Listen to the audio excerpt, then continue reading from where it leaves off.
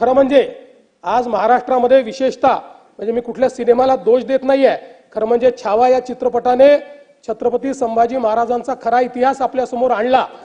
पण त्यानंतर राज्यामध्ये लोकांच्या भावना देखील खूप मोठ्या प्रमाणात त्या ठिकाणी एक प्रकारे प्रज्वलित झालेल्या आहेत। औरंगजेबाबद्दलचा जो काही राग आहे तो रागही खूप मोठ्या प्रमाणात त्या ठिकाणी बाहेर येतोय। या सगळ्या गोष्टी आपल्या ठिकाणी असल्या तरी मला असं वाटतं की महाराष्ट्रात कायदा आणि सुव्यवस्था राखणं हे अत्यंत महत्त्वाचं आहे। त्यामुळे सर्वांनी संयम बाळगला पाहिजे। महाराष्ट्र एक प्रगतिशील राज्य आहे। या राज्यामध्ये मोठ्या प्रमाणात इन्व्हेस्टमेंट येत आहे।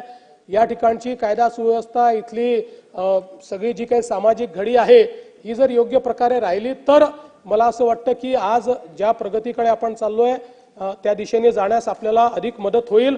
आणि म्हणून निश्चितपणे कायदा आणि सुव्यवस्था राखण्याकरता शांतता राखण्याकरता मी आवाहन करतो आणि त्यासोबत ही देखील चेतावणी देतो की कोणीही या ठिकाणी जर दंगा करण्याचा प्रयत्न केला त्याचा जात धर्म न पाहता त्याच्यावर कारवाई केली जाईल आणि पोलिसांवर जर कोणी हल्ला केला तर त्यांना सोडलं जाणार नाही। त्यांच्यावर कडक कारवाई ही केली जाईल हे देखील या निमित्ताने मी सांगतो।